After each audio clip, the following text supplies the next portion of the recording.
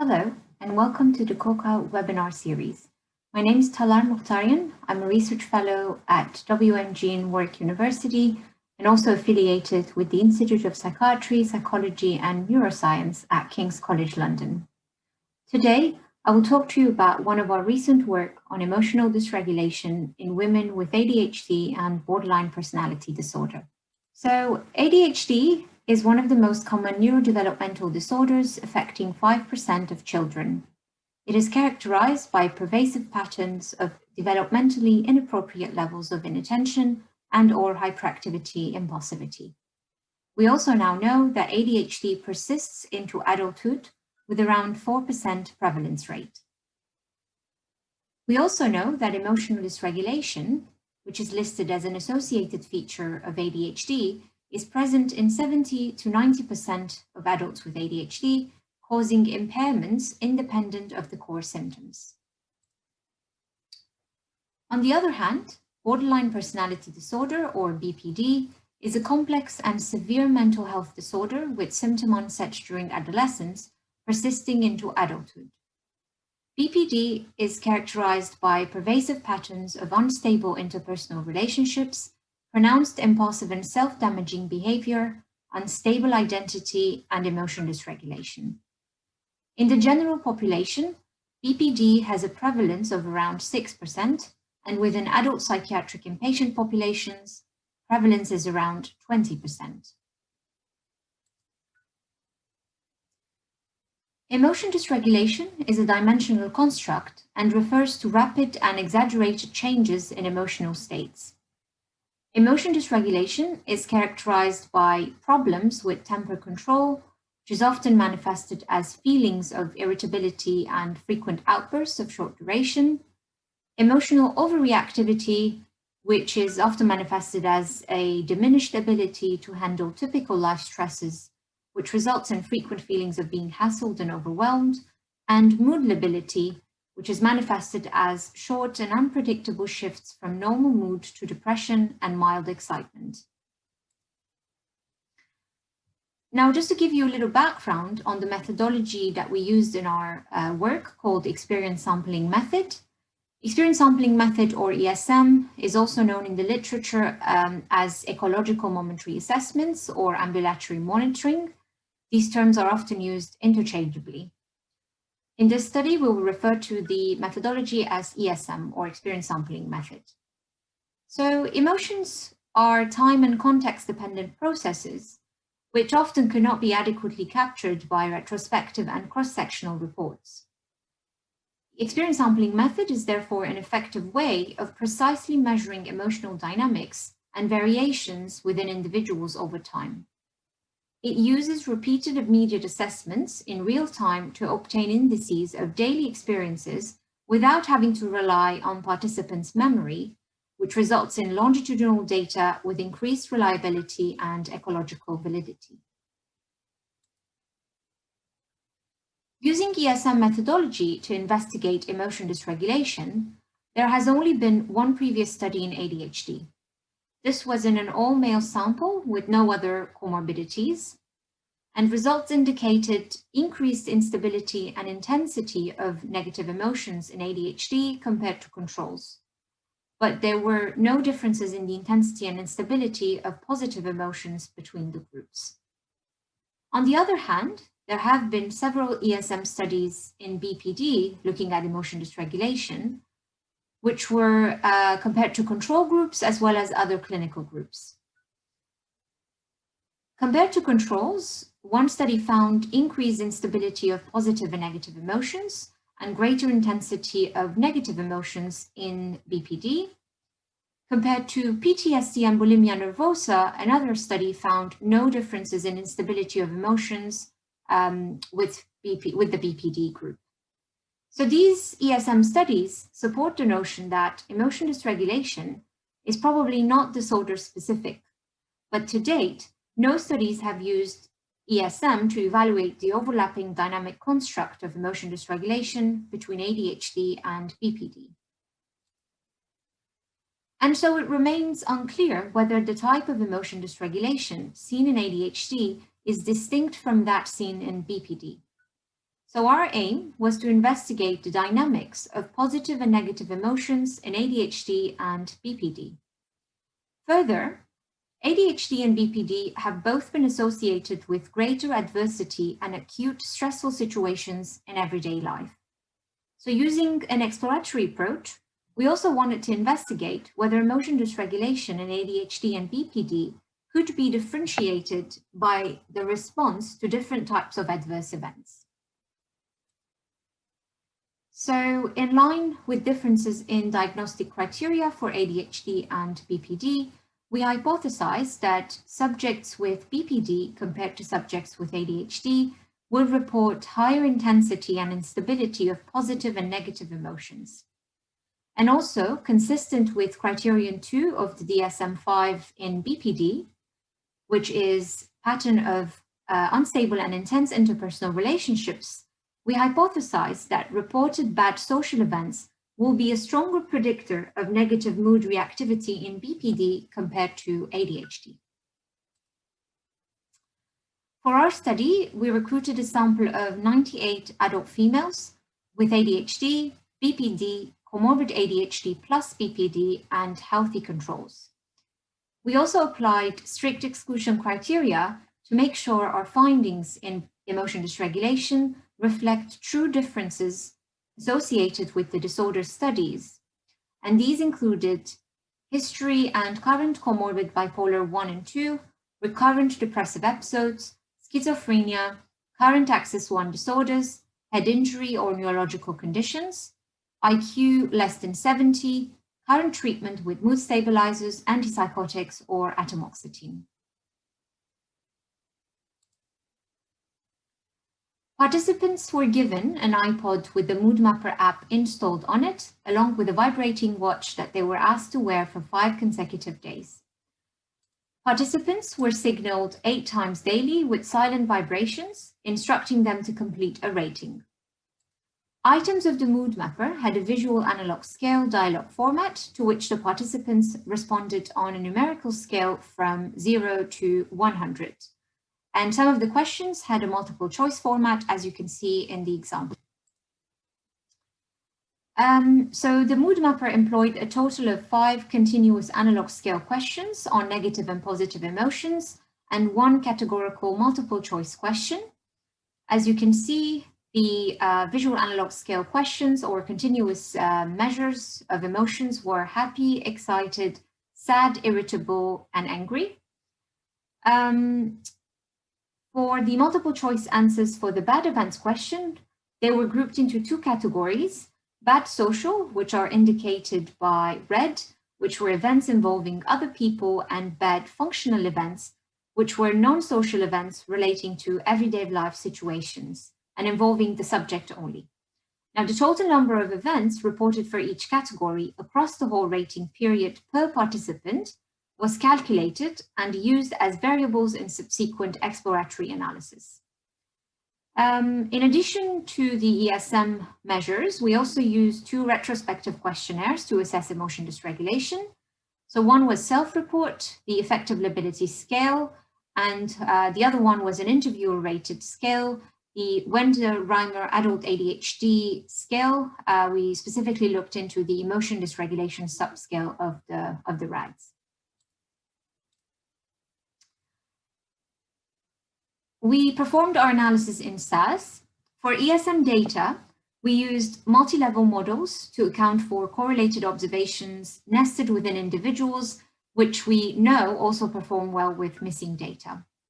For our first hypothesis, we investigated differences across the 4 groups by contrasts, evaluating first the intensity of emotions using multi-level linear mixed model with a random intercept and raw data as outcome variable.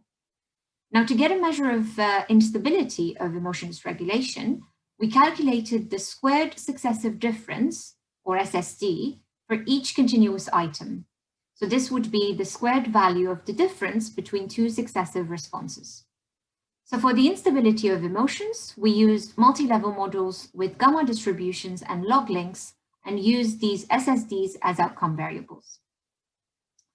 In the multi-level models, adjustments for multiple testing contrast were made by applying Bonferroni and Bonferroni-Holm corrections. Since our items were also highly correlated with one another, we further made Bonferroni correction across the 5 ESM items and used an adjusted p-value of 0.01. For our second hypothesis on reactivity of negative emotions to bad events, we further conducted exploratory analysis investigating the differences in the frequency of reported events in the groups. We also looked at the relative contribution of bad events in the intensity of negative emotions. And finally, we looked at the group by event interaction to investigate potential group differences in negative emotional reactivity to bad events.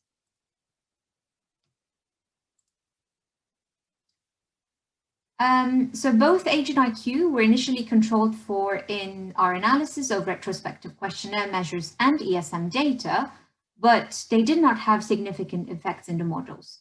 We therefore decided to report the unadjusted models. Additionally, looking at the questionnaires, we found that all 3 clinical groups reported heightened emotion dysregulation on both retrospective questionnaire scales compared to controls. And we found no significant differences between the clinical groups on the ALS and the RADS that withstood Bonferroni correction. So I will start first by presenting our experience sampling method results visually. This is a heat map of the emotion ratings of irritability over the 5-day experience sampling period, which illustrates the pattern of frequency, intensity, and instability of irritability in the different groups. On this graph, each horizontal row represents a participant, and each square corresponds to a single report. The shade of orange denotes the level of irritability, with light orange indicating low or no irritability and dark orange indicating high irritability.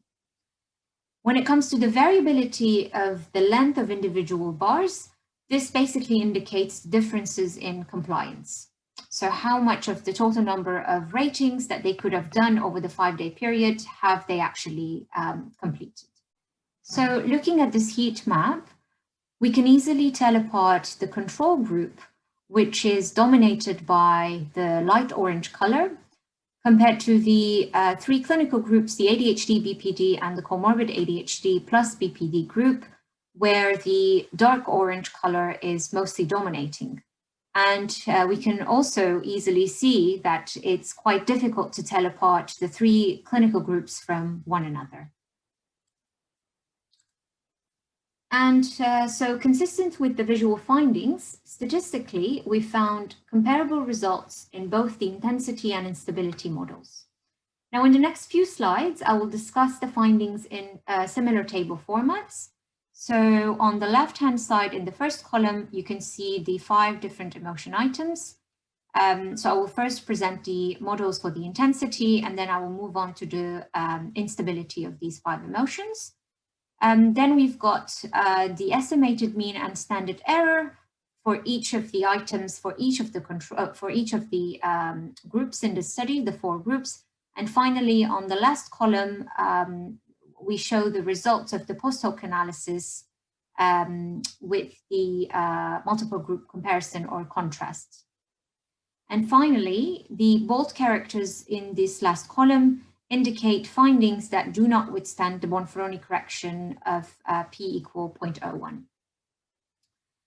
So we found a significantly higher intensity of happy and a significantly lower intensity of all negative emotion items in the control group compared to the BPD and comorbid ADHD plus BPD groups.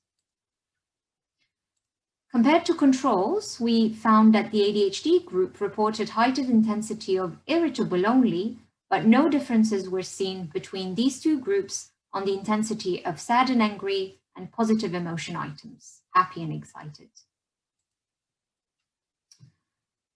Clinical group comparisons on the intensity models indicated that there were no differences between the BPD and comorbid ADHD plus BPD groups on the intensity of all positive and negative emotion items. There were, however, some differences between the ADHD and BPD, as well as ADHD and comorbid groups, but the difference in the intensity of happy and sad between the ADHD and the other two clinical groups are the only ones that stood correction for multiple testing. Now, for the instability models, we found no differences in the instability of positive emotions between cases and controls and between the three clinical groups. There was a significantly heightened instability of all negative emotion items in the three clinical groups compared to controls. However, we also found no differences in the instability of sad, irritable, and angry, so all three negative emotion items, between the three clinical groups. Now, looking at our exploratory analyses, where we try to investigate whether reactivity to bad events will differentiate between the groups in terms of intensity of emotions, we found that reported bad social events were more frequent in the clinical groups compared to the controls, with no differences between the three clinical groups. Regarding bad functional events, we found that these were only more frequent in the ADHD group compared to the control group, with all other comparisons being non-significant.